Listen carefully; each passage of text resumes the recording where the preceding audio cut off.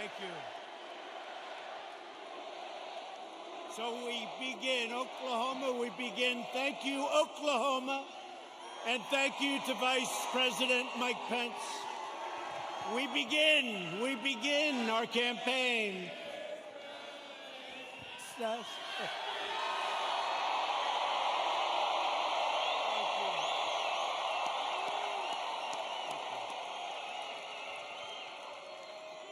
We begin our campaign, and I just want to thank all of you. You are warriors. I've been watching the fake news for weeks now, and everything is negative. Don't go, don't come, don't do anything. Today it was like, I've never seen anything like it. I've never seen anything like it. You are warriors. Thank you. We had some very bad people outside. They were doing bad things. But I really do. I appreciate it. We have just a tremendous group of people in Oklahoma. And I hear from your two great senators and your governor that we're doing very well in Oklahoma. That's the word.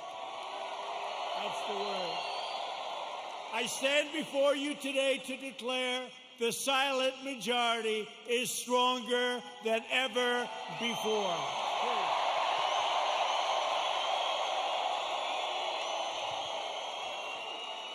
5 months from now, we're going to defeat Sleepy Joe Biden. Boy, does he get a pass from these people, huh? We're going to stop the radical left. We're going to build a future of safety and opportunity for Americans of every race, color, religion, and creed. Republicans are the party of liberty, equality, and justice for all. We are the party of Abraham Lincoln, and we are the party of law and order.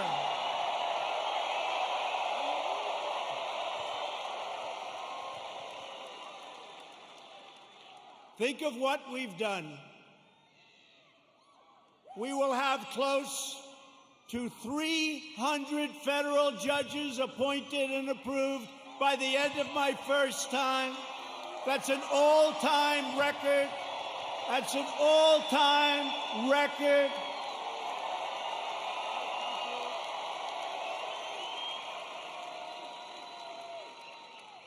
I've always heard how important judges are. Now we know how important they are.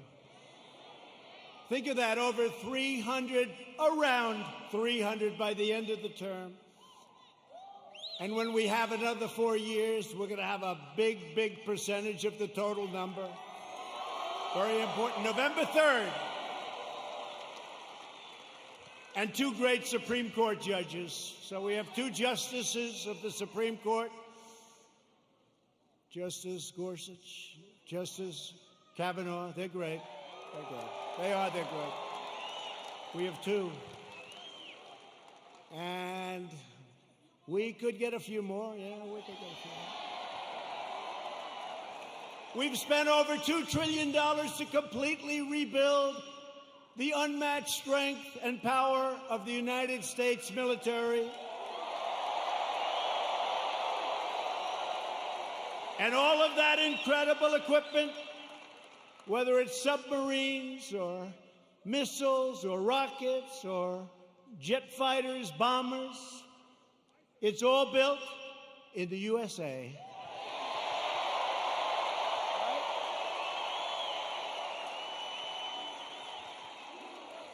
We passed VA choice. Thank you very much, Jim. Where's my senator? Jim Inhofe. You better vote for him. He's running. He's great.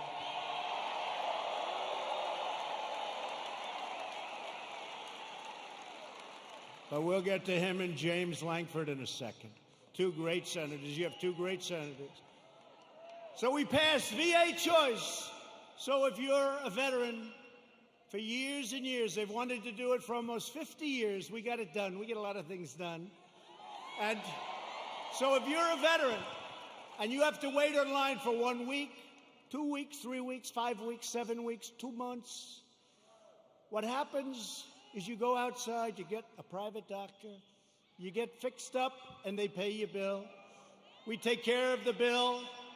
We take care of the bill, and you get immediate service. It's never happened before, and our approval rating at the VA is now 91%. That's how good it is. Never been anywhere near that number. Never been anywhere near that number. And VA accountability.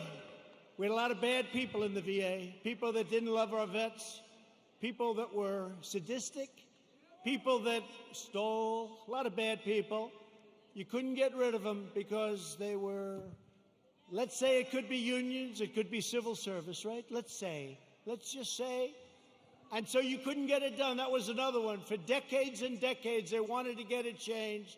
And I got it done with those people and your congressman, too.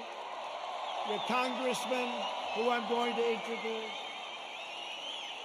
VA accountability, and now somebody treats our veterans badly. And we look at them, and what do we say? We say, you're fired. Get out, right? Get out. They got rid of a lot of bad people that were there for a long time, sort of like me in Washington, draining the swamp. I never knew it was so deep, but it's happening. It's happening. I never knew it was so deep. It's deep and thick and a lot of bad characters. Thank you. We're lowering the price of prescription drugs, making our allies pay their fair share. They get a big bargain on drug prices, and enacting fair trade deals that finally, after all these years, put America first. I've been saying it for a long time. We passed the largest tax cuts in the history of our country. The Democrats want to raise your taxes. Tell me about that. Tell me about that. I guess I'm old-fashioned. You know, all my life, I heard politicians want to lower taxes, not raise them. If you could lower them, you couldn't lose. The Democrats want to substantially raise your taxes. How do you figure that? How do you figure that? And regulation cuts, we passed more regulation cuts than any administration in the history of our country.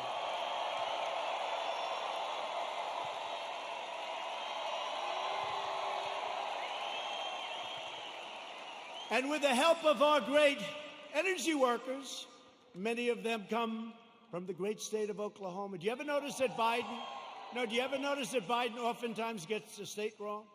He's in Iowa, and he says, it's good to be in Idaho. No, you're in Iowa. He's in New Hampshire, and he says, it's great to be in Ohio. No, you're in New Hampshire. That happens to him all the time. Hasn't happened to me yet. You know, when that happens, there's nothing you can do to make up for it. You might as well just walk off the stage because the speech is a disaster. Sure. Right?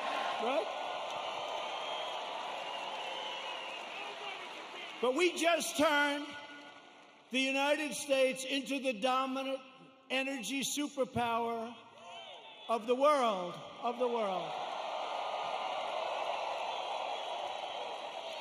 And because of the Chinese virus, what happened about 3 months ago, it looked like we were in big trouble, and we were, and I got it back together. I called Russia. I called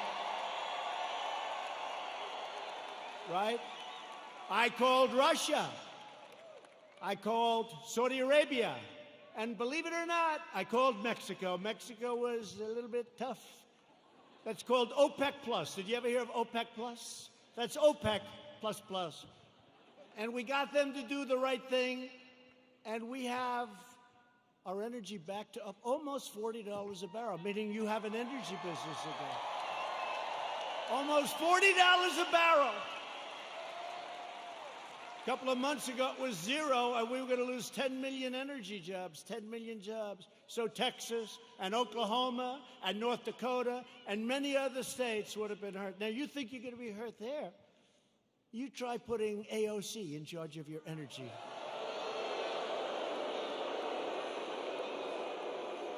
That will make the pandemic look like child's play to the people in energy. She has one problem. It's called petroleum. No president or administration has done more in the first 3.5 years than the Trump administration. Not even close. Nobody. Our incredible success in rebuilding America stands in stark contrast to the extremism and destruction and violence of the radical left. We just saw it outside. You just saw it outside. You saw these thugs that came along. These people call them protesters. Isn't it beautiful? It's so beautiful. No, they're so wonderful. They call them the Boston Tea Party. They're so wonderful. Yeah, they call them. You ever watch fake news CNN? You ever watch where they go?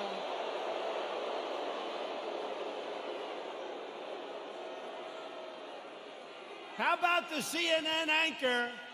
How about the CNN anchor? You know, did a little shave job in the head, which is fine. And he's standing in front of a building saying things are very peaceful here. And the building is, it looks like the biggest fire I've ever seen. The whole town is burning. It's like the biggest fire. And he said, things are very good here, Anderson. I think it's good. I think it's good. These are wonderful people, Anderson. You ever see that? Looked like the world was coming to an end. And you know, we did something in Minneapolis. After watching for 3 or 4 days, I called. I said, you got to get out. You can't protect yourselves. I got them to take 8,000 National Guardsmen. And in 1 hour, it all ended. And they rode through the next 3 weeks with no problem.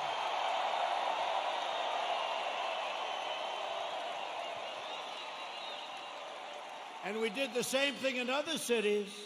But how about Seattle? Isn't that great?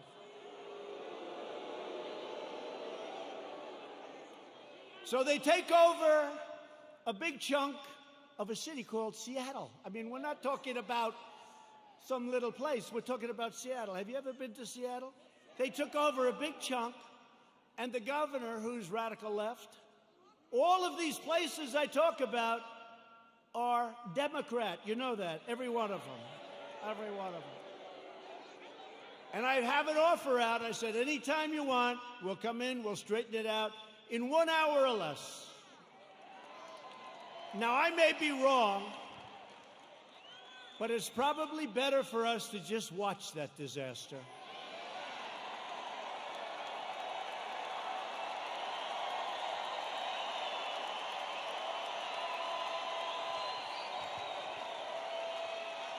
I flew in with some of our great congressmen who we're going to introduce in a second, and I said to him, Congressman, what do you think? I can straighten it out fast. Should we just go in? No, sir. Let it simmer for a little while. Let people see what radical left Democrats will do to our country. Right? But Americans have watched left-wing radicals burn down buildings, loot businesses, destroy private property, injure hundreds of dedicated police officers. These police officers, they get injured. They don't complain. They're incredible. And injure thousands upon thousands of people only to hear the radical fake news say what a beautiful rally it was. And they never talk about COVID. They don't talk about when you see 25,000 people walking down Fifth Avenue or walking down a street of a Democrat-run city. You never hear them saying, they're not wearing their mask. You don't hear them saying, as they're breaking windows and running in And then when I say the looters, the anarchists, the agitators, they say, what a terrible thing for our president to say. What a terrible thing. But you don't hear them talking about COVID. COVID. To be specific, COVID-19. That name gets further and further away from China as opposed to calling it the Chinese virus.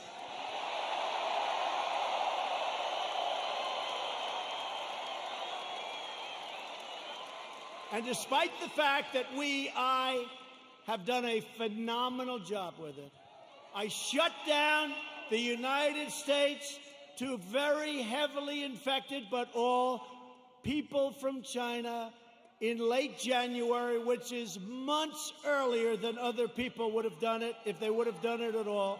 I saved hundreds of thousands of lives. We don't ever get even a mention. Then I closed it down to Europe early. Closed it down because I saw what was happening. And by the way, most people said, don't do it. Don't do it. We saved hundreds of thousands of lives. And all we do is get hit on like we're terrible.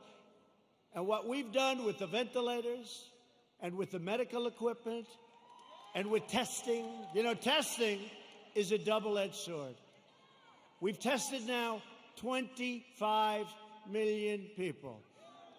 It's probably 20 million people more than anybody else. Germany's done a lot. South Korea's done a lot. They call me, they say, the job you're doing, here's the bad part. When you do testing to that extent, you're going to find more people, you're going to find more cases. So I said to my people, slow the testing down, please. They test and they test. We got tests that people don't know what's going on. We got tests. We got another one over here. The young man's 10 years old. He's got the sniffles.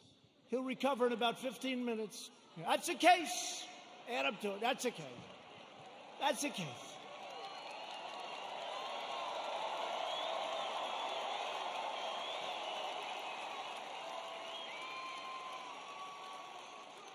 I was actually with a very nice man, very good man, even though he's very liberal, the governor of New Jersey, right? We know him? No, listen, he said to me something that's amazing. New Jersey was very heavily hit, very hard hit, thousands of people. He said with thousands of people that died, thousands of people, there was only one person that died under the age of 18. Would you believe that? Which tells me one thing, that kids are much stronger than us. When you see a little kid running around, say, boy, oh boy, do you have a great immune system. How about a piece of your immune system? They don't even know about this. Let's open the schools, please. Open.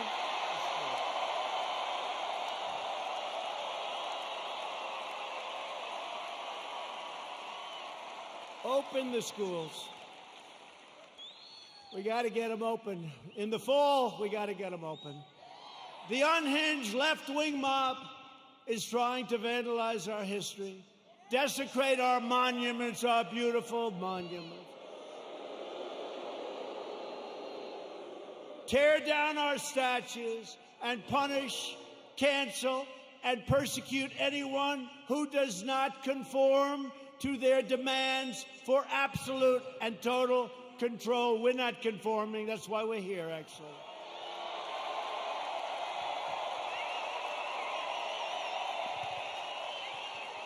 This cruel campaign of censorship and exclusion violates everything we hold dear as Americans.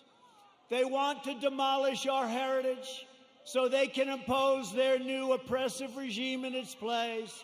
They want to defund and dissolve our police departments. Think of that.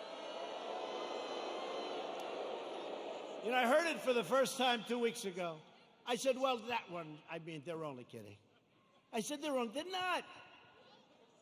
Minneapolis, you see what's going on? They're not kidding. They got a lot of problems. They'll have a lot of problems. Hey, it's 1 o'clock in the morning. And a very tough, I've used the word on occasion, hombre. A very tough hombre is breaking into the window of a young woman whose husband is away as a traveling salesman or whatever he may do. And you call 911, and they say, I'm sorry, this number is no longer working. By the way, you have many cases like that, many, whether it's a young woman, an old woman, a young man, or an old man, and you're sleeping. So what are you going to do, right? So they wanted to fund, they really do. This is a serious movement. And in Minneapolis, the council's already passed it. In Seattle, you see what's going on there. It's even worse, okay?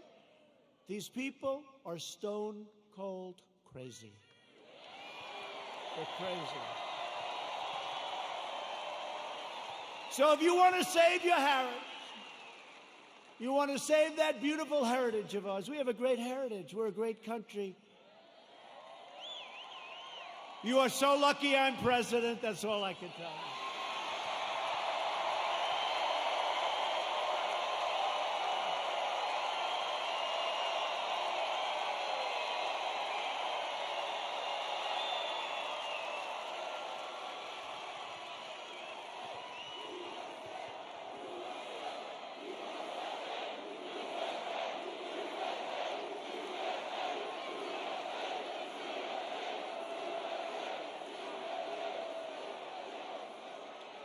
People have come up to me and say, how do you take it? I say, do I have a choice? Do I have a choice? We deal with a lot of bad people, but we're winning. And every once in a while, I'll have one of these days where I'm hit left and right, like even this great event. What if you could have seen outside, or if you could have heard the reports, oh, it's COVID, it's this, by the way, it's a disease, without question, has more names than any disease in history. I can name Kung Flu. I can name 19 different versions of names. Many call it a virus, which it is. Many call it a flu. What difference? I think we have 19 or 20 versions of the name. But they say to me, where do you get the energy? I say, I don't have a choice. I don't have a choice. You know, it was interesting to show you how fake they are. You might have seen it. So last week they called me and they say, sir, West Point, we're ready. I said, oh, that's right. I have to make the commencement speech at West Point. You know, they delayed it for 6 weeks because of COVID. So they delayed it, and I went there. 1,106 cadets were graduated, and beautiful. Right? Beautiful cadets. So, this is just to show you how bad the fake news is. So, they say to me, sir, we're ready to go. I say, let's go. This is after saying hello to a lot of cadets, inspecting little areas of a building that was very exciting. Actually, it's beautiful, very old. Studied a lot of our great generals, some of our presidents that went there. West Point is beautiful, right on the Hudson River. But after an hour, general that runs it is a fantastic guy. After an hour, we land. We do some more inspections, and they say, sir, are you ready? Yes, I am. So we walk like the equivalent of about 3 blocks, which is fine. We go on stage, which is fine. They make speeches, then I make a speech. It lasted a long time. I don't know, maybe 45 minutes, maybe longer. I don't know, but a long time. The sun is pouring down on me, okay? But they said to me before the speech, sir, would you like to salute each cadet, each single cadet, or maybe they'll be in groups of 2. Would you like to salute like this? Yes. Like this. Almost 600 times. You know what that is? 600 times!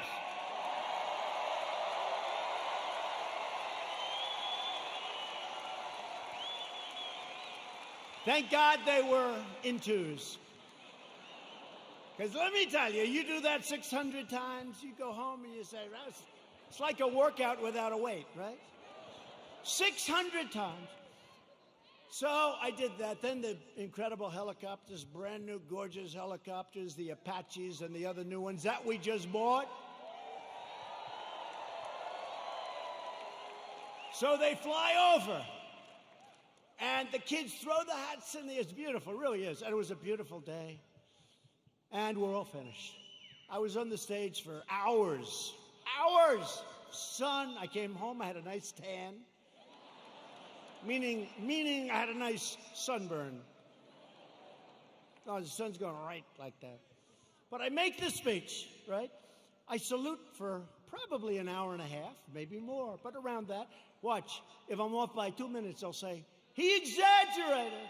It was only an hour and 25 minutes. He exaggerated, he lied, he's a liar. These people are sick, the fake news.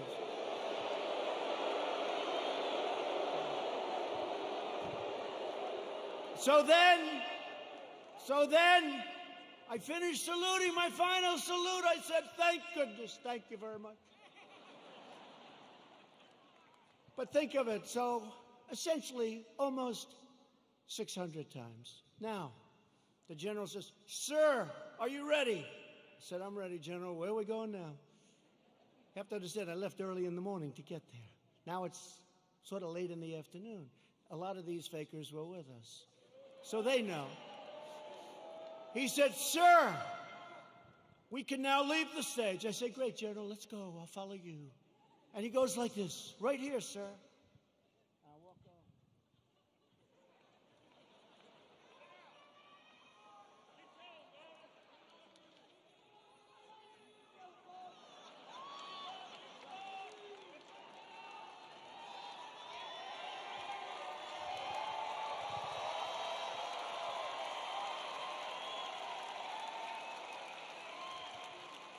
And the stage was higher than this one. And the ramp was probably 10 yards long. I say, General, now you got to understand, I have the whole Corps of Cadets looking at me. And I want them to love their president. I did this big thing. I love them. I love them. They're incredible. And they do. I said, General, I've got myself a problem, General. Because I'm wearing leather bottom shoes, which is good if you're walking on flat surfaces. It's not good for ramps. And if I fall down, look at all those press back there. Look at that.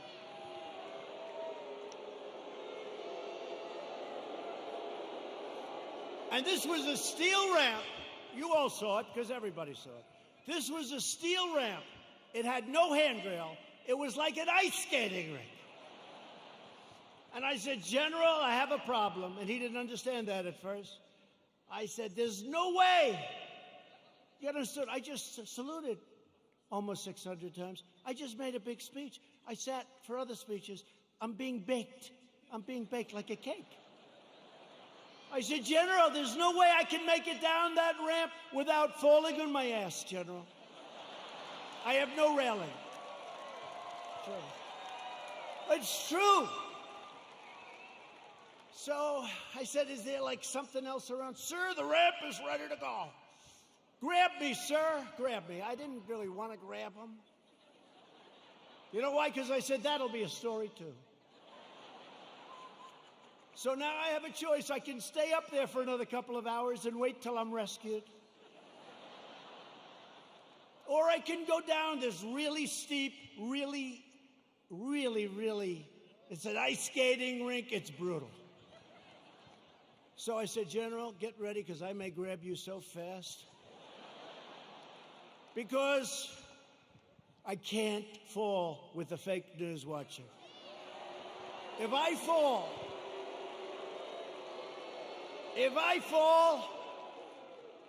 I remember when President Ford fell out of the plane, you remember? I remember when another president, nice man, threw up in Japan. And they did slow motion replays. It's true, right? It's true. I don't want that, General. Now he's standing there, big strong guy, and he's got these shoes, but they're loaded with rubber on the bottom. Because the first thing I did, I looked at his shoes. Then I looked at mine. Very, very slippery. So I end up saying, okay, General, let's go. I will only grab you if I need you. That's not a good story. Falling would be a disaster. It turned out to be worse than anything. I would have been better off if I fell and slid down the damn ramp. Right? So what happens is I start the journey inch by inch, right? And I was really bent over, too. I didn't like that, I didn't like this picture. This picture, I'm sure, will be an ad by the fakers. So I was bent over, right? And I'm going like this.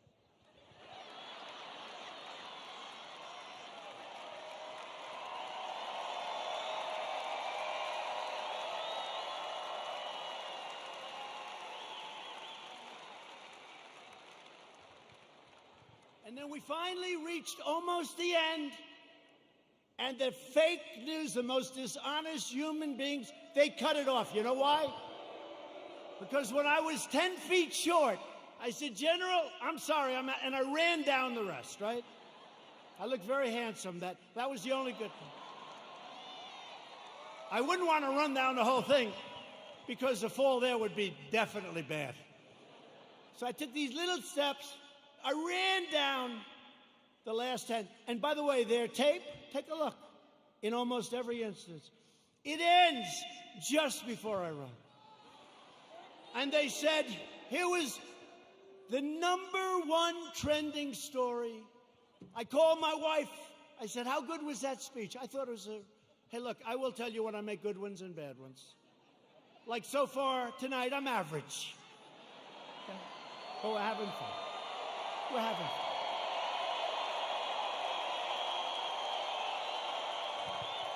So far tonight.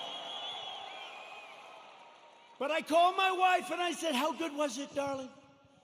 She said, you're trending #1. I said to our great First Lady, I said, let me ask you a question. Was it that good, the speech, that I'm trending #1? Because I felt it was really good. No, they don't even mention the speech. They mentioned the fact that you may have Parkinson's disease. It's true. It's true.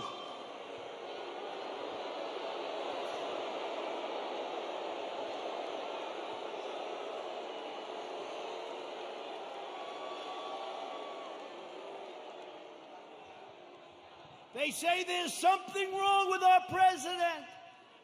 I'll let you know if there's something wrong, okay?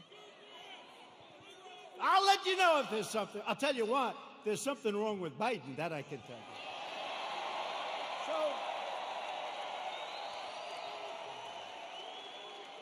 So then my wife said, well, it wasn't only the ramp. Did you have water? I said, yeah. I was speaking for a long time. I didn't want to drink it, but I wanted to wet my lips a little bit. You're you're working hard up there with the sun pouring down on you. I love this location. The sun's like this. This way they save on lighting, right? That's why they did it probably. So what happens is I said, what does it have to do with water? They said, you couldn't lift your hand up to your mouth with water. I said, I just saluted 600 times like this. And this was before I saluted. So what's the problem? She said, well, I know what you did. You had on a very good red tie. That's sort of expensive. It's silk because they look better. They have a better sheen to them. And I don't want to get water on the tie.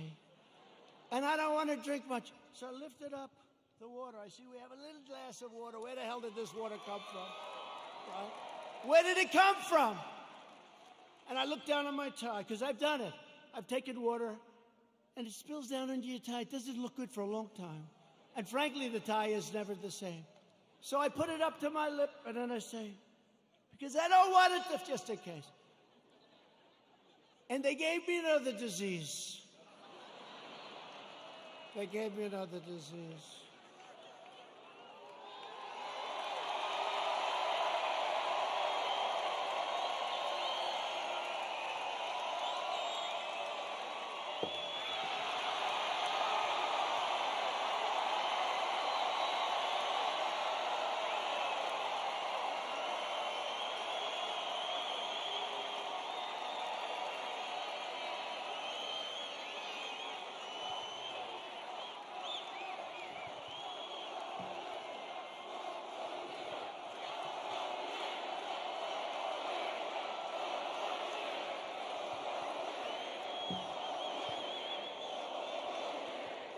Anyway, that's a long story, but here's the story. I have lived with more the ramp than the water, but I've lived with the ramp and the water since I left West Point. Not one media group said I made a good speech or I made a great speech. But the kids loved it because they broke their barrier, which wasn't good in terms of COVID. But they broke their barrier and they wanted to shake hands. They wanted to, and I don't want to tell anybody, but there were a couple of kids they put at the end. I actually shook their hand, okay? I actually shook it.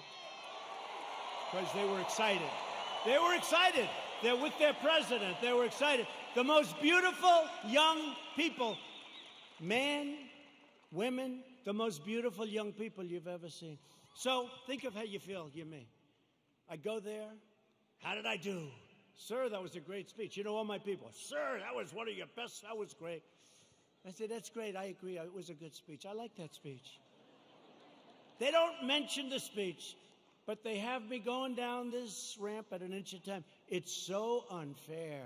It really is. So unfair. They are among the most dishonest people anywhere on earth. They're bad people. Bad people. Okay, that's enough of that. I wanted to tell that story. Does everybody understand that story? The left-wing anarchists tore down a statue of Thomas Jefferson. Now we're getting into the real stuff. They decapitated a statue of Christopher Columbus, except in New York when the Italians surrounded it. They didn't have too much of a chance. Those Italians, I love the Italians. They heard they were going to rip down their beautiful Christopher Columbus, and all of a sudden they circled that thing. They didn't do too well in hurting Christopher, did they? Thank you to our Italian population. We're very proud of you, right? 2 days ago, leftist radicals in Portland, Oregon, ripped down a statue of George Washington and wrapped it in an American flag and set the American flag on fire. Democrat, all Democrat. Everything I tell you is Democrat. And you know, we ought to do something, Mr. Senators. We have two great senators. We ought to come up with legislation that if you burn the American flag, you go to jail for 1 year. 1 year.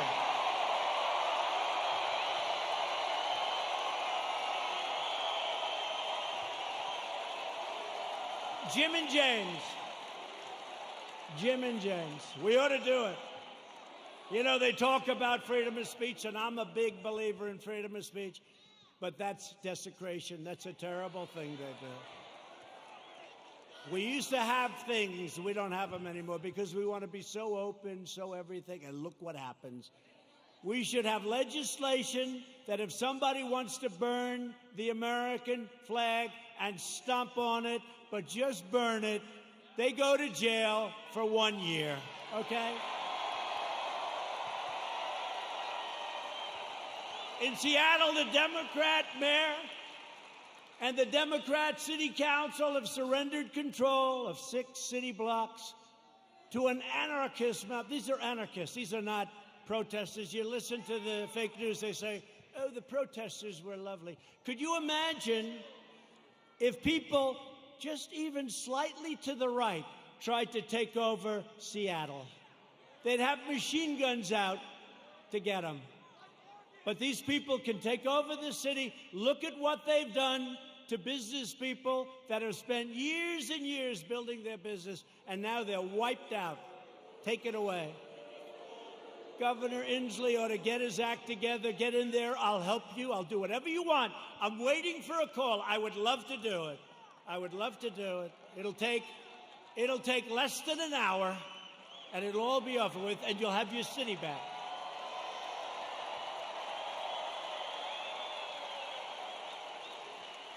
And yet Biden remains silent in his basement in the face of this brutal assault on our nation and the values of our nation. Joe Biden has surrendered to his party, and to the left-wing mob. He has no control. Does anybody honestly think he controls these radical maniacs? You know what he says to his wife when he's not confusing her with his sister? Get me the hell out of here. These people are crazy. That's what he says. He has absolutely no control. You know, a lot of times I'll make like a speech, and I'll have this beautiful paragraph come out criticizing every little aspect of the speech. Beautiful, brilliant. But Joe didn't. And it'll say, a comment from Joe Biden. But he didn't say it. Professional people, great students in English lit, people that are very smart say it. Joe Biden said, and they'll go into this highly complex paragraph, beautifully worded, and I say, Joe didn't say that. Joe doesn't even understand it.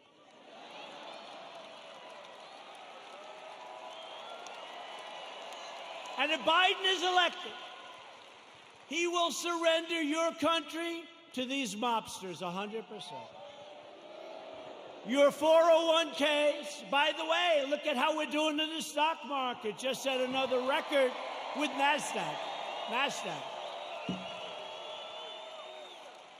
Your 401ks and money itself will be worthless. Your 401ks are doing very well, unless, I don't want to say, if you were stupid, I said, don't sell, don't sell. It went down, but we got it back up. And now NASDAQ, think of it, NASDAQ just set a record, and I think you're going to see a lot of records. And next year, if we don't do anything stupid on November 3rd, you are going to have the greatest economic year we've ever had. That'll be next year. If the Democrats gain power, then the rioters will be in charge, and no one will be safe, and no one will have control. Joe Biden is not the leader of his party. Joe Biden is a helpless puppet of the radical left. And he's not radical left. I don't think he knows what he is anymore. But he was never radical left. But he's controlled by the radical left. And now he's really controlled.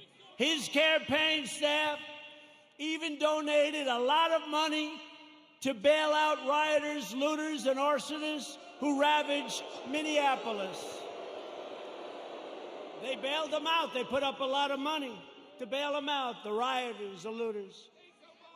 And they were the arsonists. So they'll say, oh, it's terrible what he says about the people of our nation. Maybe some of them aren't even from our nation. The left is trying to do everything they can to stop us. Every hour of every day, including even violence and mayhem, they'll do anything they can to stop us. Look what happened tonight. Look at what happened tonight. Law enforcement said, sir, they can't be outside. It's too dangerous. We had a bunch of maniacs come and sort of attack our city. The mayor and the governor did a great job, but they were very violent people.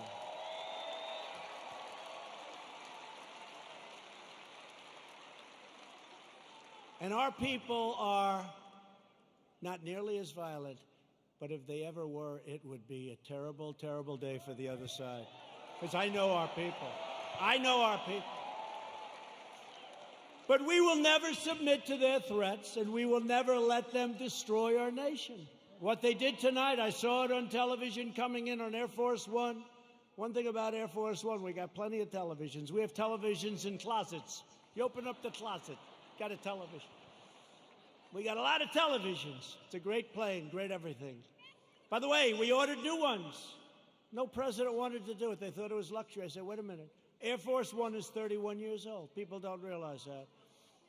So I said, they gave me a chart very early in my administration, like, how about the first week? Sir, would you sign for this plane? Now, it's actually two planes. Would you sign for this plane? Air Force One. I said, how old is the original or the one we have now? Sir, it's 31, 32 years. And I'd see people coming in from foreign lands that can't compete with us. Rich countries, but they can't compete with you. And they have a brand new, beautiful 747-800, 747. And I said, wait a minute, That country has new, and we have a 31-year, so somebody had to do it. So the deal was made, and it was made for a lot of money. I think it was $5.7 or $5.6 billion. Now, in all fairness, it's 2 planes, and there's a lot of stuff in those planes. I won't talk to you about it. So I told Boeing, the head of Boeing, they said, "Sir, please, would like to get started on the planes." I said, "I do too, but I'm not paying $5.6 billion. And I'm not paying $4.6 billion. I said it has to have a 3 on the front of it." I mean, that's a hell of a lot of money too, but it is a rather complex situation. They said, "No way, no way." This was before Boeing had problems, by the way. But Boeing's coming back. They're coming back. The greatest company in the world, and it had some big problems. It had a couple of problems that didn't work out. That was terrible. But the greatest, I think before that, it was the greatest company in the world. It made up 1/4 of a point of our GDP. Think how big that is, one company. It was an unbelievable machine. And then they made a plane, and they did some foolish things, and a terrible thing happened, and all of a sudden, they've gone through hell. But you know what? They're coming back. We're ready to help them if they need it, but they're coming back, and they're coming back strong.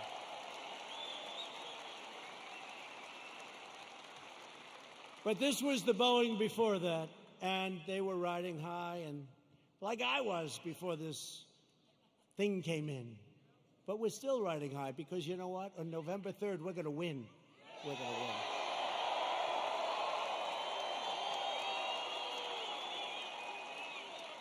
So they came in, and they said, no, we want, 5.6 billion, whatever it was. If I'm a little bit off, they'll go crazy, you know. Whatever. But it was a lot. 5.6 billion. Nope, got to have a 3. Got to have a 3. Call me up. Nope, cancel the contract. I said, cancel the contract. I want to cancel.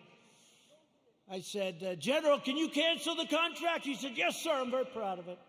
Oh, good. Cancel it. Okay, sir. By the way, to cancel it, do you have to pay anything? Yes, sir. We have a cancellation fee, sir. How much is it, General? $250 million, sir. I said, what? Sir, we made a good deal. $250 million to cancel. You mean if we don't buy the plane, we have to hand them $250 million? That's not good, right? Look at these two guys. They're looking. By the way, that's like a good story compared to some I could tell you, like with aircraft carriers. So they said $250 million, or I always say this, or around that number, because I'm off by a little bit. They say, oh, he exaggerates. I look at numbers all day long. That's what I look at for years now, for my whole life when you think of it. $250 million cancellation fee, sir. He was very proud of himself. What a great deal. I say, General, don't cancel. Don't cancel. Just tell him I don't want the planes. Don't put anything in writing. Don't put it in writing, General. Why, sir? Because I don't want to pay $250. True. Do you hear that, Jim? Jim Inhofe, he's great. You hear that, Jim? You know that story. He does a great job. So here's what happened, the bottom line. Boeing says, no way, no way, no way. The next week they say, no way we're doing it. The next week they said, how about $5 billion? I said, no way, no way. The next week they said, 4.8. I said, nope, it's got to have a 3 on the front of it. Don't you understand, you dumb son of a bitch? Don't you understand?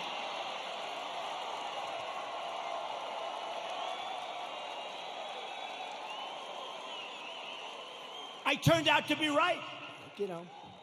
Turned out to be right. Nobody gets that. No, got to have a 3. Next day, they come back. 4.5 is our best offer. Nope, I'm not doing it. I'm not doing it. Come back when you're ready. A month goes by, another month, they never heard about it. They never heard from me. They thought I was serious. I was. And they came back at $4 billion. That's a lot of money. But I saved like $1.6 billion or $1.7 billion. Nobody wants to talk about it. Nobody wants to talk about it. When I get foreign nations to pay us billions and billions of dollars. Nobody wants to talk about that. When I take soldiers out of countries because they're not treating us properly, Germany is an example. I mean, I have a German heritage, like some of you. I said, let's get it down from 50,000 to 25,000 because they're delinquent. For many years, they're delinquent. They haven't been paying what they're supposed to be paying. They're paying 1% instead of 2%, and 2% is a very low number. And they say, yes, we think by 2030, maybe 2032, we could get current. I said, no, Angela. Angela, please. Yes. Don't say that, Angela. It's true. You know who I'm talking about. Nice, by the way, very nice woman, very good negotiator. I said, Angela, that's a long time. This was in 2019. She said 2032. I said, no, Angela, that's not working. But I said, what about, because now they want to get current, but I said, well, what about the last 25 years, all the money you owe us? Everybody forgot about that. They forget about all the money that wasn't paid. I said, what about the $1 trillion that you really owe? So we're negotiating, let's see. But in the meantime, we're reducing our troops. Remember this, remember this. We're supposed to protect Germany from Russia. But Germany is paying Russia billions of dollars for energy coming from a pipeline, brand new pipeline. So they pay the country we're supposed to protect them from, they pay billions of dollars to that country. We're supposed to protect them. Excuse me, how does that work? How does that work?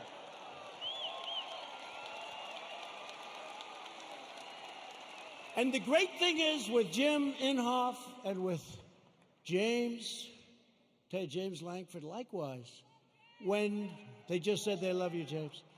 When they hear it, they get it. A lot of people don't get it. They get it. We cannot continue to be ripped off. We're ripped off by so many countries, and we're stopping it. And that means that a lot of people don't want me here. They don't want me here. There are a lot of people that don't want me here. You know, they don't sell a lot of bombs when we're not dropping bombs on people. You know that, right? It's called the military-industrial complex. When rioting and looting broke out in our nation's capital, I very quickly deployed the National Guard. I said, get them in. After watching for an evening or two, we stopped the violence and restored peace and order to the streets. And last night they had a little breakout again. They ripped down a statue that was 110 years old, beautiful piece of art, in front of the police precinct with our radical left mayor watching on television. We're not happy. That's going to be very expensive for D.C. They're always looking for money. We need more money. We always need more money. And then they don't do the proper job. So it's not going to be good for Mayor Bowser. Mayor Bowser. They were heading over to the Jefferson Memorial recently, and they wanted to do damage to our great, beautiful Jefferson Memorial. Not going to happen. Don't worry about it. We have it surrounded with very strong people. The choice in 220 is very simple. Do you want to bow before the left-wing mob, or do you want to stand up tall and proud as Americans?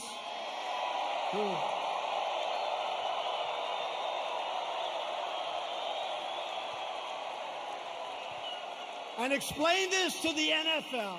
I like the NFL. I like Roger Goodell, but I didn't like what he said a week ago. I said, where did that come from in the middle of the summer?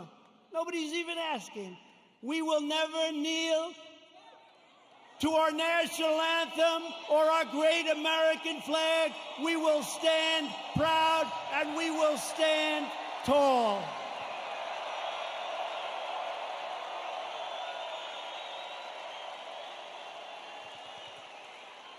I thought we won that battle with the NFL.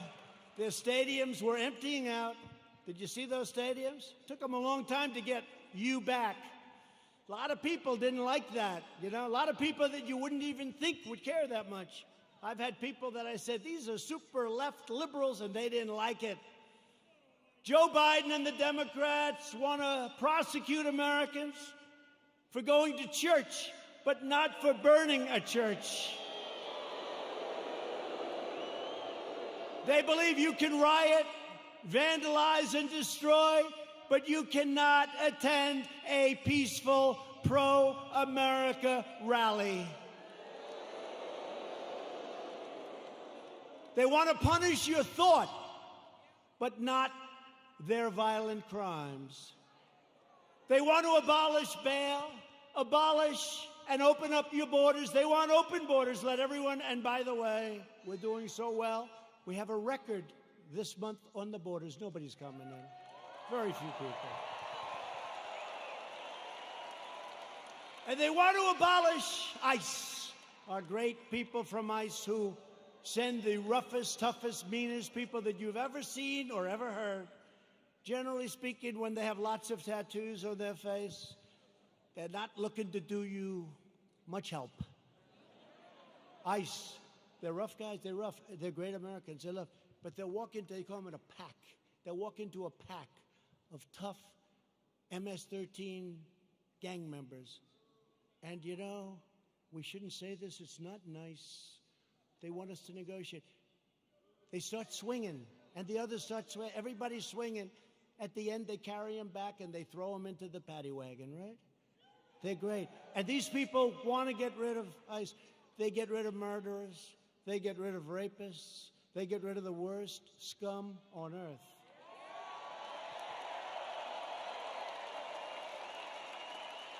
And when I called them animals, I said they're animals. And Nancy Pelosi, they cut up a young woman.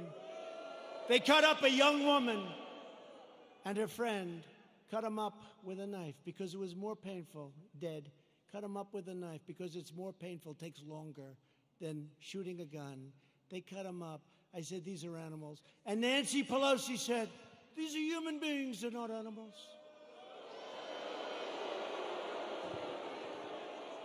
If I lose an election over that, you know what?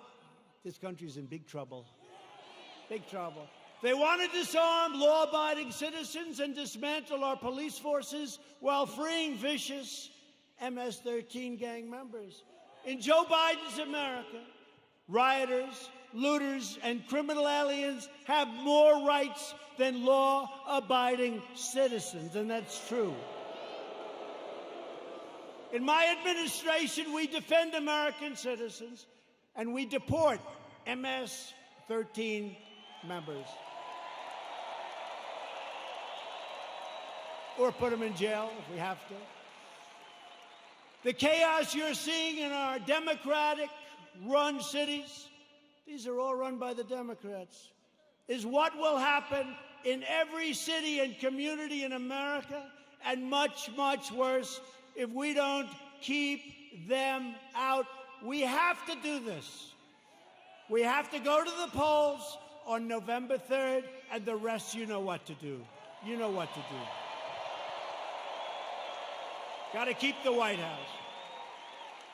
Joe Biden's record can be summed up as 4 decades of betrayal, calamity, and failure. He never did anything. He was a senator. He was a vice president. He was, before that, something. Guy, you know what's great? President Trump was tough on this, or he was tough. They complained. Never did anything about it. He's been there for 43 years or 47 years. He never did anything about it. Biden supported every globalist attack on the American worker. Let's make every country in the world rich but ourselves, including NAFTA, the disaster of NAFTA. He wanted to go, and TPP would have ruined our automobile industry. Korea, I renegotiated the deal. I took a horrible deal. That was a Hillary Clinton special. That was a Hillary Clinton special. She said, we have to make this deal with South Korea. It's going to mean 250,000 jobs. And she was right. For South Korea, 250,000 jobs. And China's entry into the World Trade Organization was supported by Sleepy Joe Biden. That was one of the worst deals economically in the history of our country. When China joined the World Trade Organization. They were flatlined for decades. They became like a rocket ship. He voted for the war in Iraq. He voted for mass amnesty for illegal aliens. He supports sanctuary cities, and now Biden wants to end immigration enforcement and he wants to require you to provide free health care for millions and millions of illegal aliens, okay? When I took early and decisive action to ban travel from China and protect Americans from the virus, and as I said, Joe Biden opposed my decision and called it hysteria, xenophobia. He doesn't know what the word means, xenophobia, and fear-mongering. And then he apologized a month later. He said he was wrong, but he didn't say it, and they didn't cover it. They didn't cover it. On one of the single most important policy decisions of our lifetime, Joe Biden sided with China over America. That's closing the border. He thought it was a terrible thing. Remember, this was in January. That's early, real early, the end of January. He thought it was a terrible thing when we closed the border to many people that were badly infected with COVID. When the chips are down, Biden will always cave to the radical left. He'll always bow to the angry mob, and he will never protect you or your family, and you know that. Joe Biden will always let you down. That's been his history. At my direction early this year, the heroes of the U.S. military took out the world's top terrorist, the savage killer and leader of ISIS, al-Baghdadi, and the #1 terrorist anywhere in the world, Qasem Soleimani. We took him out.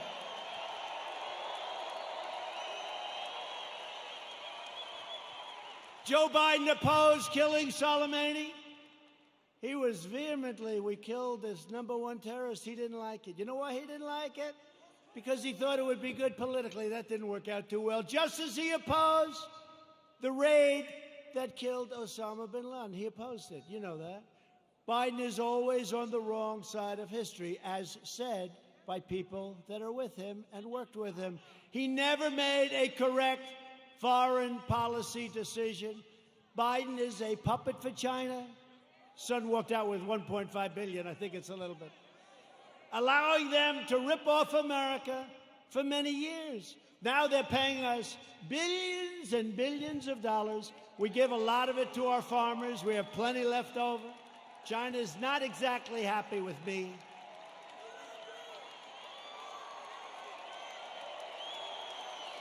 Billions.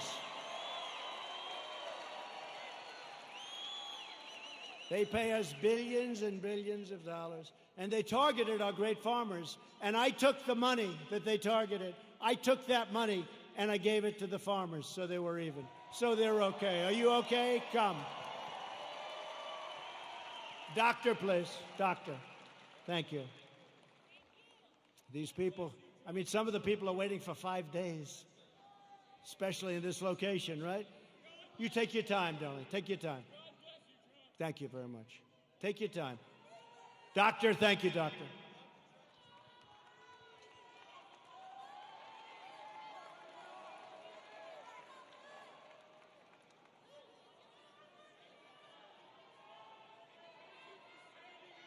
Thank you.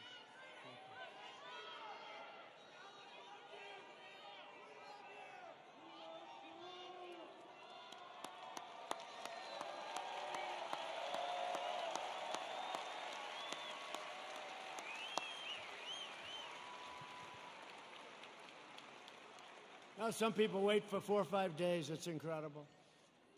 He never did anything against China, Joe Biden. And that's why they desperately want him to win. They want him to win so badly. Iran wants him to win so badly. Let me tell you, I'm going to make a very fast deal, the best deal you've ever seen. I've already made one with China, but I can make even more. They want me to lose because they will own the United States if I lose. Iran. President Obama gave them $150 billion for nothing.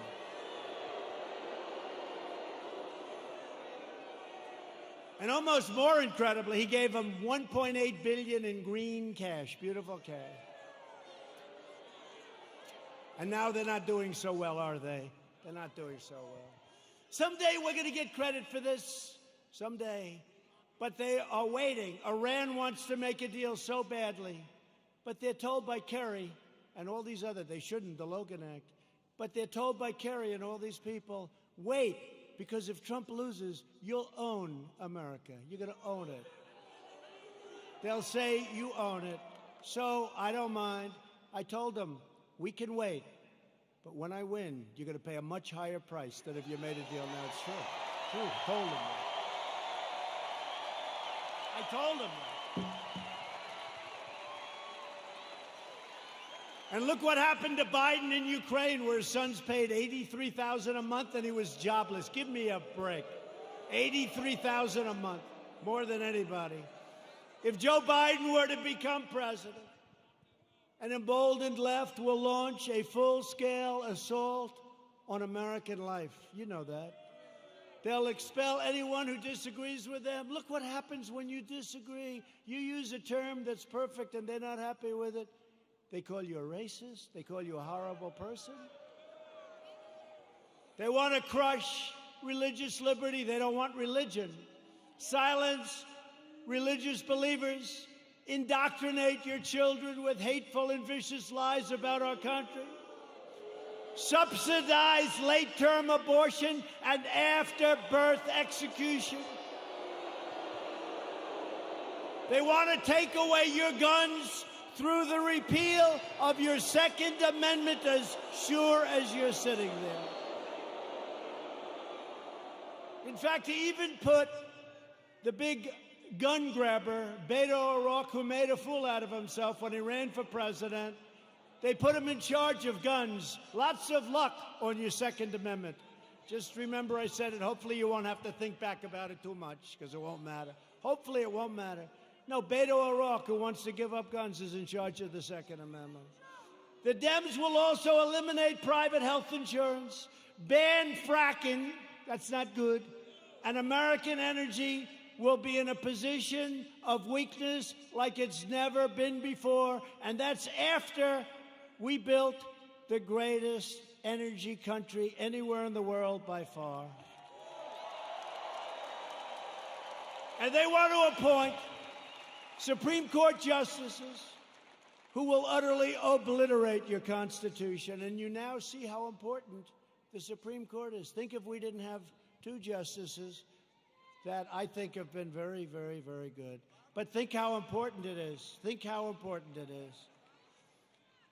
And we still, I guess it's, I don't know if it's an equal court. It's almost like we're a minority court, right? It's almost like we're a minority court. The recent Supreme Court cases prove that if Joe Biden is elected, he will stack the court with extremists and the forgotten men and women. Together with everyone else, we'll lose everything. The forgotten men and women. I campaigned on the forgotten. These are great people. These are substantial people. These are the elite. By the way, you're the elite. They're not the elite. You're the elite. They said, somebody 2 days ago said, sir, the elite are really working hard on trying to destroy you. I said, yeah. Why do you call them the elite? I said, why? Well, they're not elite. I look better than them. Much more handsome. Got better hair than they do.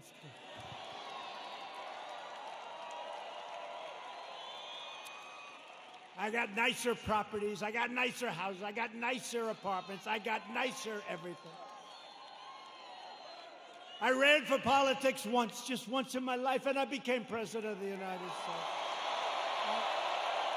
Once.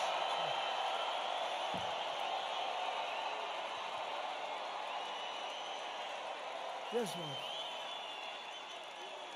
And hopefully, if you get out and vote, we'll do it one more time. We won't even toy with them about 3 or 4 more times. We won't. We'll do it one more time. We'll be 2 for 2, and our country will never, ever be stronger.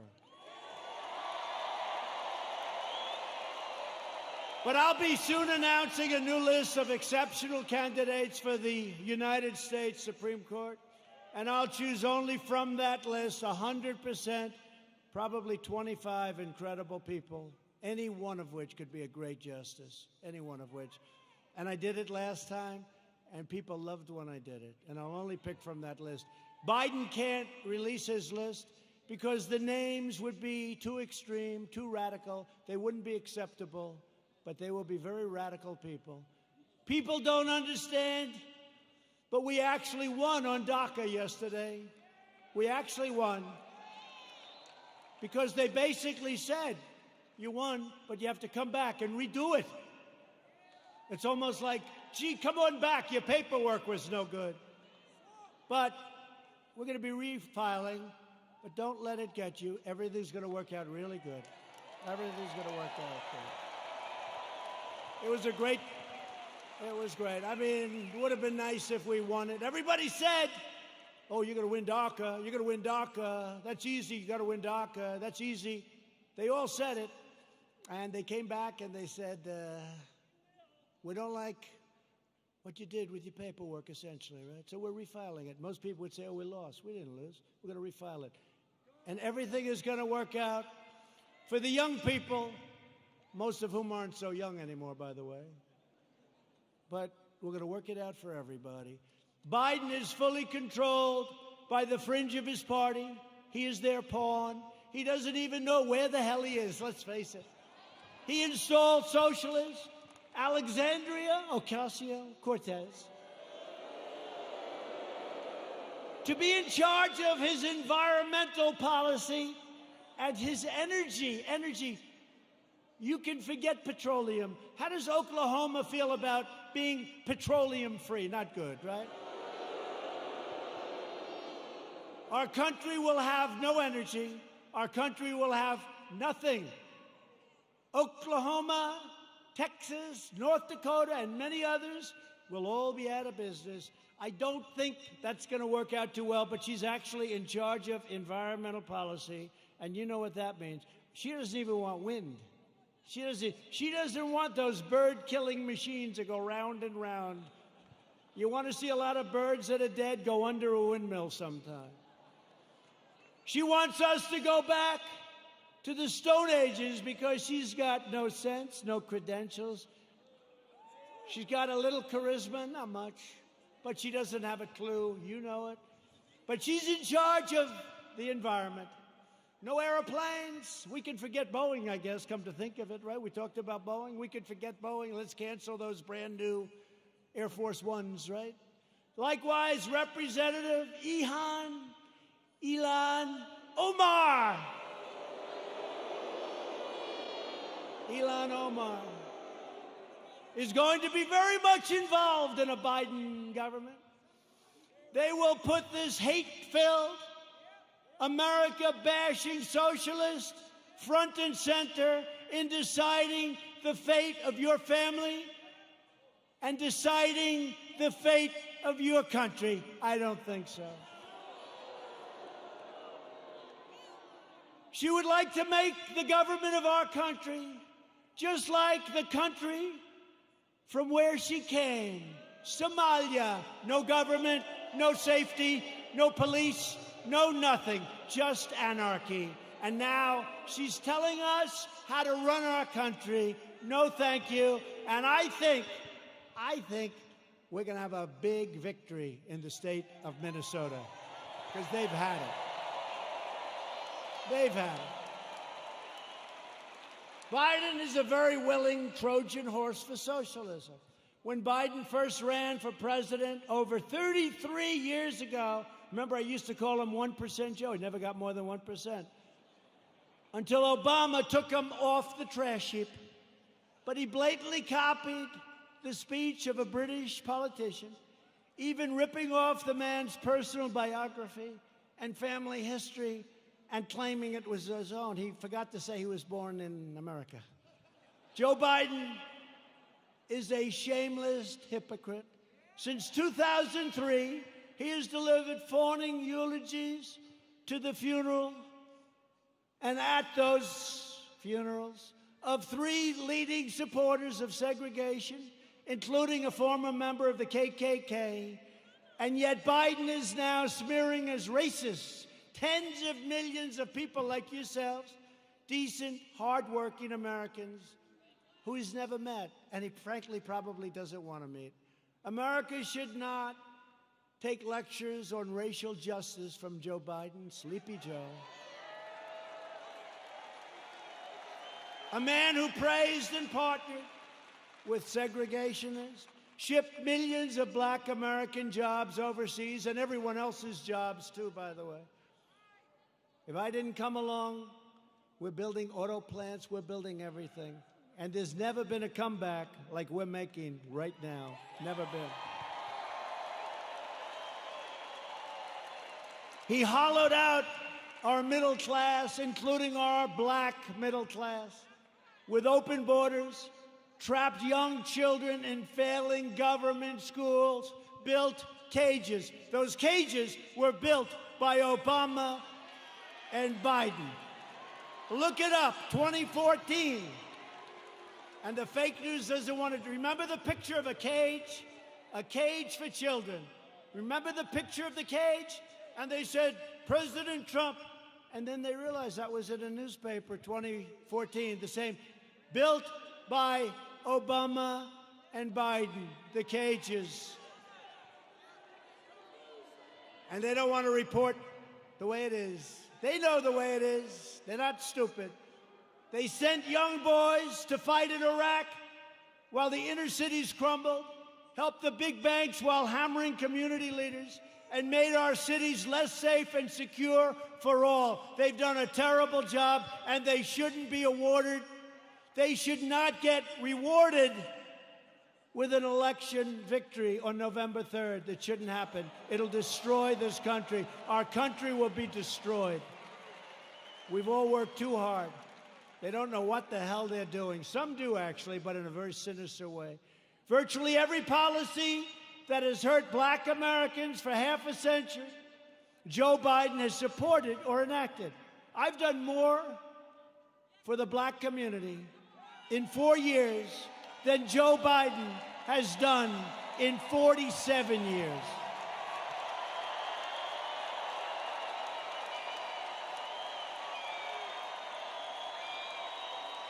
Racial justice begins with Joe Biden's retirement from public life. We are joined tonight by many outstanding Republican leaders. These are great people. We have 2 of our most distinguished, hardworking, wonderful friends, senators. They do a great job. Senator Jim Inhofe and James Lankford, please stand up.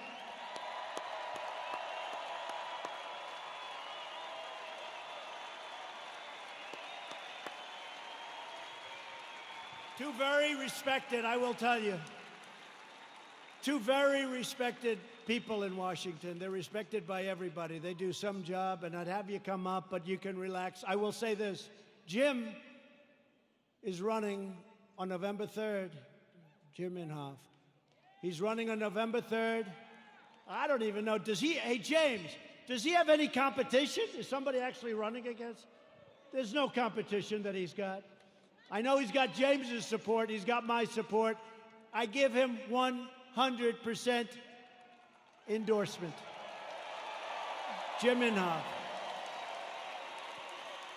I give it to James, too, but he's not running this time. Thank you. Jim, great job. Thank you very much. What a great senator he is. Also here is a man who's respected by so many. He's a little bit right of the people we've been talking about tonight. Senator Tom Cotton of the great state of Arkansas.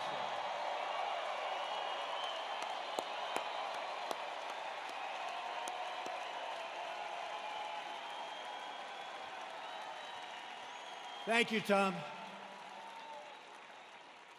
They like you people. Thank you, Tom. Great job you're doing. We're glad to be joined as well by a man that I've gotten to know. He's done an incredible job with COVID and with everything else he touches. Governor Kevin Stitt.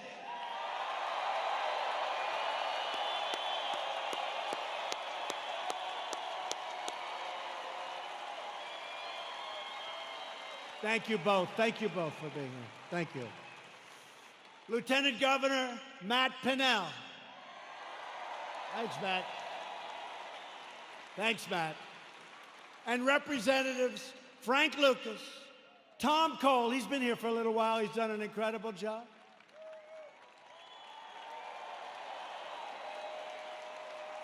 Mark Wayne Mullen, you don't want to fight with him. I want to put him and Jim Jordan in a match together. I want to. Kevin Hearn, great job today, Kevin. The great Jim Jordan.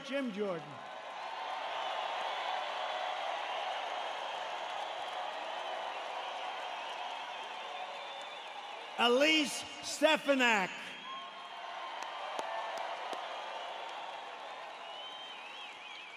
Lee Zeldin.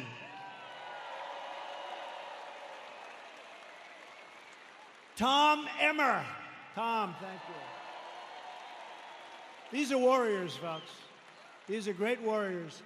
During the fake impeachment trial, I'll tell you what, there was nobody that could have done the job they've done. That includes the Senate and the House. These people are incredible. David Kutzoff. David.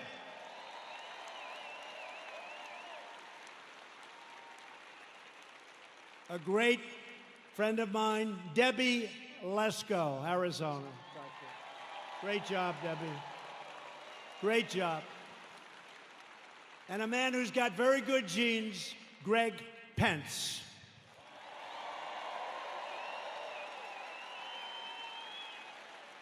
Thank you all. Great job. They're great people. They are. They're warriors. I'll tell you what. Not every person is, but this group is, and we have a lot of them in Washington. And we'll send Jim Inhofe back, and we'll send all of them. You'll send every one of them. They have to come back because they have been fighting for us, and they've been fighting for you, and they are just incredible, talented, tough, strong people that love your state a lot. So thank you very much. So we built the greatest single economy in the world. And then we say, not only the world, but actually in the history of the world, and they never even challenged me, so I guess I'm right. We did it. We had the best numbers anybody's ever had. We had the best employment numbers. African American, Hispanic American, Asian American. The best employment numbers in history. The best stock market numbers in history.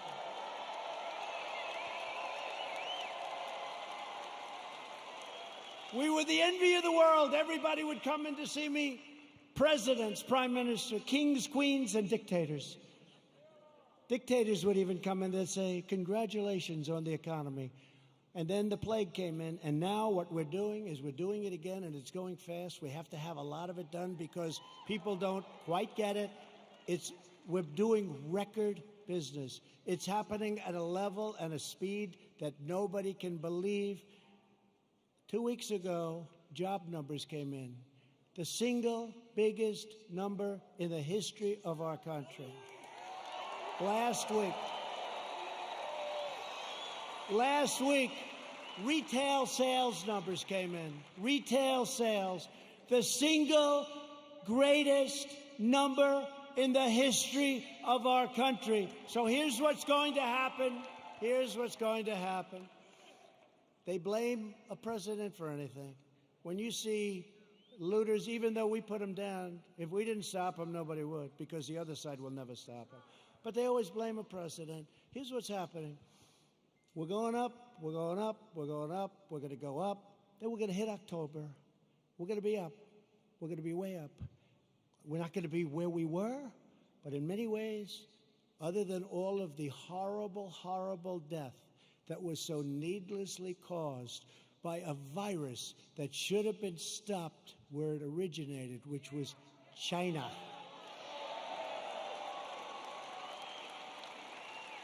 But we're going to go up, up, up, up, August, September, October, and people are going to say, man, this guy's doing a good job. He knows what he's doing. I don't believe the fake news anymore. And you're not going to want to lose your 401ks, and you're not going to want to lose all of that wealth that you've accumulated, whether it's real estate wealth or any wealth you can think, because it'll all come tumbling down if these people are put in charge, and if they double and triple and quadruple your taxes, it'll be a whole different ballgame. So I'm not putting any pressure on anybody, but in the end, we're going to have a phenomenal economy, and next year we're going to have a good third quarter, but next year, and I said it before, will be the single greatest year economically that we've ever had, okay?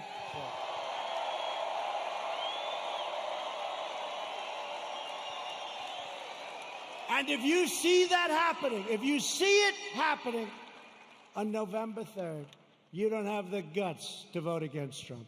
Even you don't have the guts to vote against Trump. Say, wait a minute, darling, my 401k is higher than it was the last time. I don't think I want to take a chance. You're not going to want to do that. The stock market has been the best. Think of this. Go back 1 week and go back 50 days. In that 50-day period, it's the strongest 50 days in the history of the stock market. Think of it.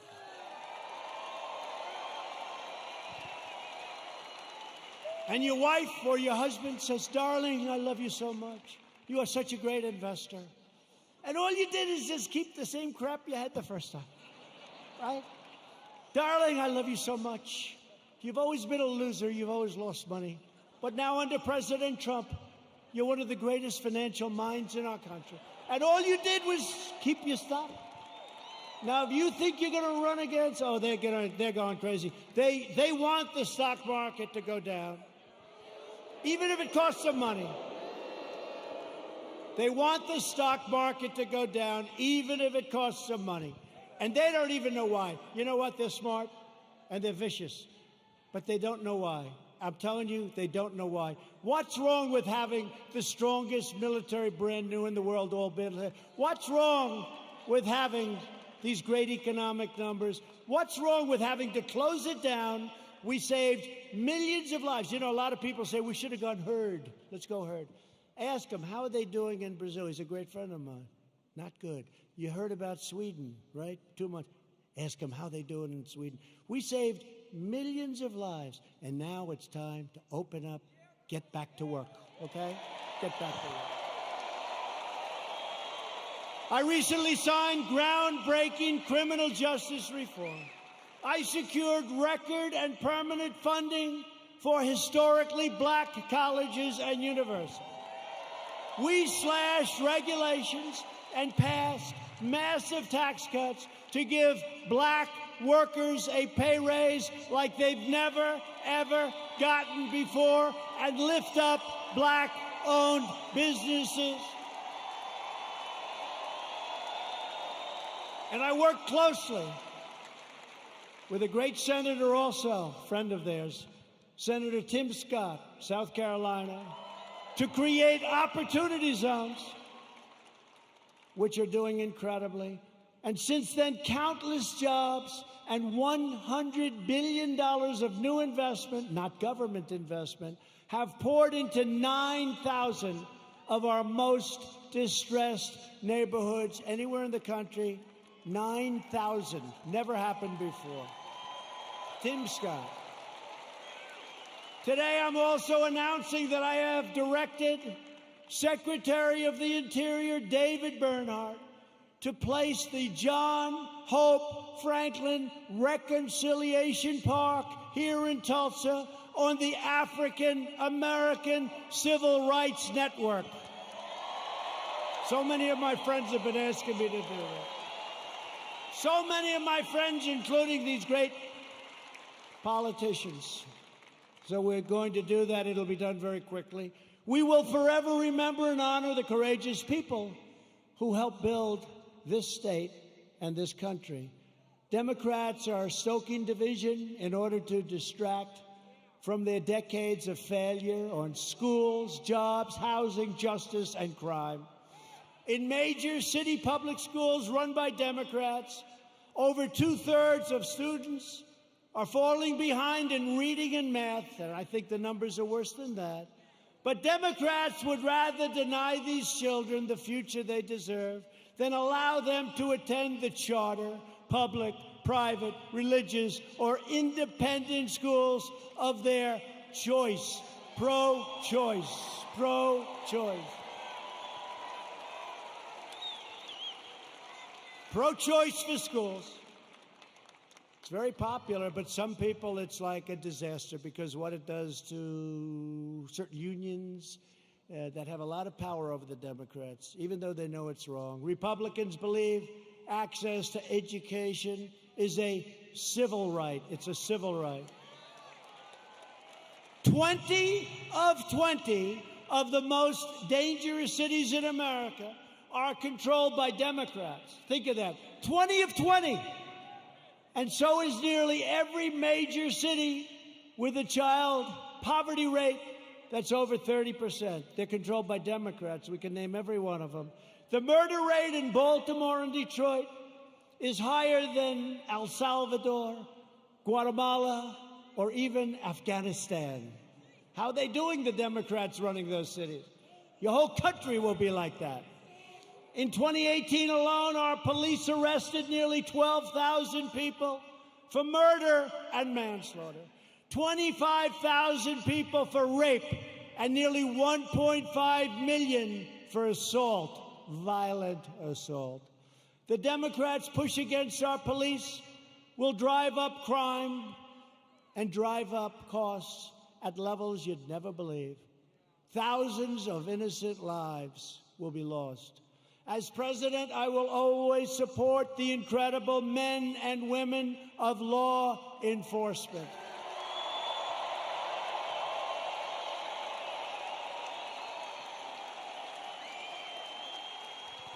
A vote for Republicans is a vote for better schools, better jobs, safer families, and stronger communities for all Americans. There is a limit to what we can together achieve with 4 more years. With your help, we will lift millions of our citizens from welfare to work, dependence to independence, and poverty to prosperity. That's what's happening. That's what's happening. And that was happening at a level that nobody ever thought they'd see. It was happening before this COVID came in. It was happening at a level that nobody believed possible. And then China sent us the plague. Thank you very much. We will protect Medicare and Social Security for our great seniors, and will always protect patients with pre-existing conditions, always, always. We will appoint more judges to interpret the Constitution as written. We will end deadly sanctuary cities. We will finish the wall, which has now 212 miles built and beautiful. 212 miles, that's a lot of miles.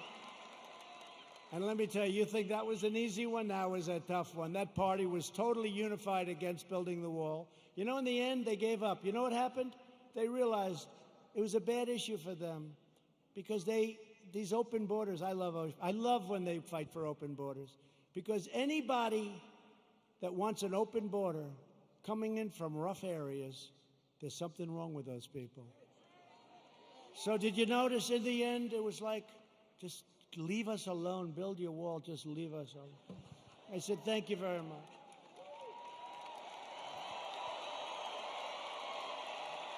And we will elect a Republican Congress to create a fair, safe, sane, and lawful system of immigration that puts American workers first.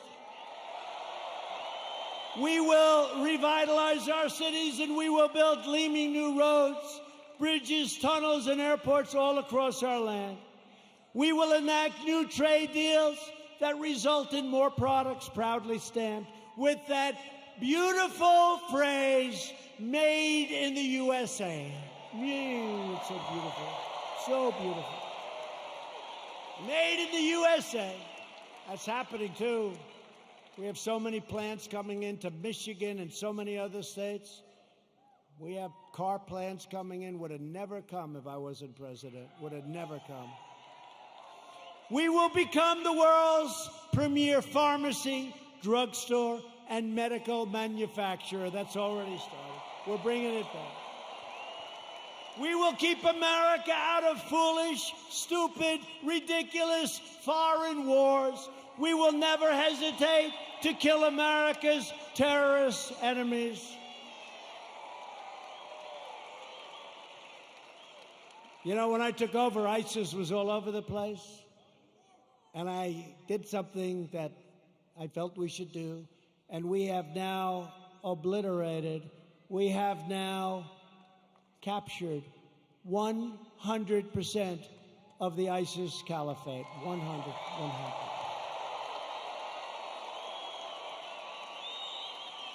And like our depleted military when I took over, like our empty shelves medically when I took over, like all of the things that when I took over, it was a mess. We have done a job. You had to see what ISIS was doing. They were getting bigger, bigger, bigger, bigger, bigger. I came in smaller, smaller, smaller. Sir, we've just taken 100%. We will launch a new age of American ambition in space, and the United States will be the first nation to land on Mars. Good program.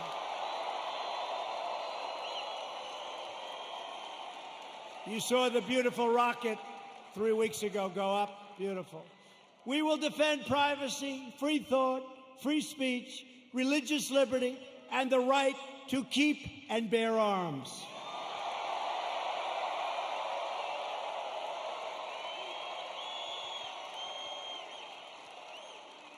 And when you see those lunatics all over the streets, it's damn nice to have arms. Damn nice. Interesting how all of a sudden people understand it, right? You couldn't sell it. Now people understand it. The right to keep and bear arms will protect your Second Amendment. Above all, we will never stop fighting for the sacred values that bind us together as one America. We will support, protect, and defend the Constitution of the United States. We uphold the principle of equal justice under the law. We believe in the dignity of work and the sanctity of life. We believe that faith and family, not government and bureaucracy, are the true American way.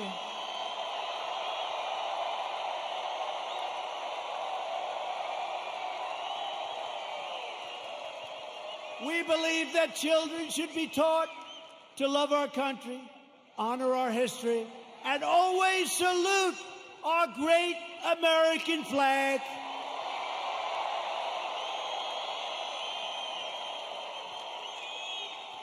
And we live by the words of our national motto, it will never change. In God we trust.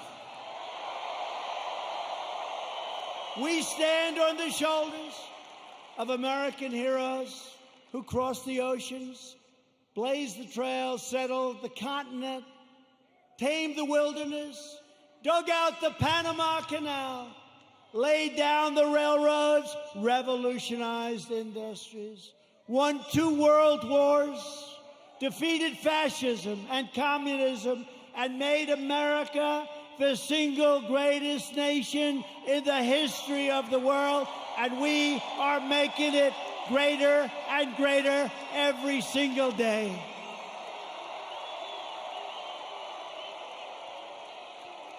Proud citizens like you help build this country, and together we are taking back our country. We are returning the power to you, the American people. With your help, your devotion, and your drive, we are going to keep on working. We are going to keep on fighting. And we are going to keep on winning, winning, winning.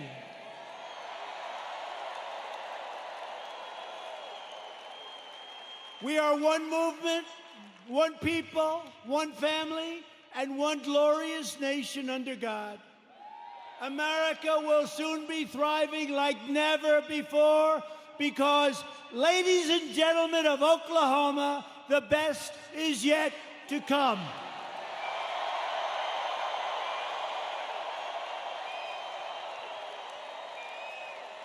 Together, we will make America wealthy again. We will make America strong again. We will make America proud again. We will make America safe again. And we will make America great again. Thank you. Thank you, Oklahoma. Thank you.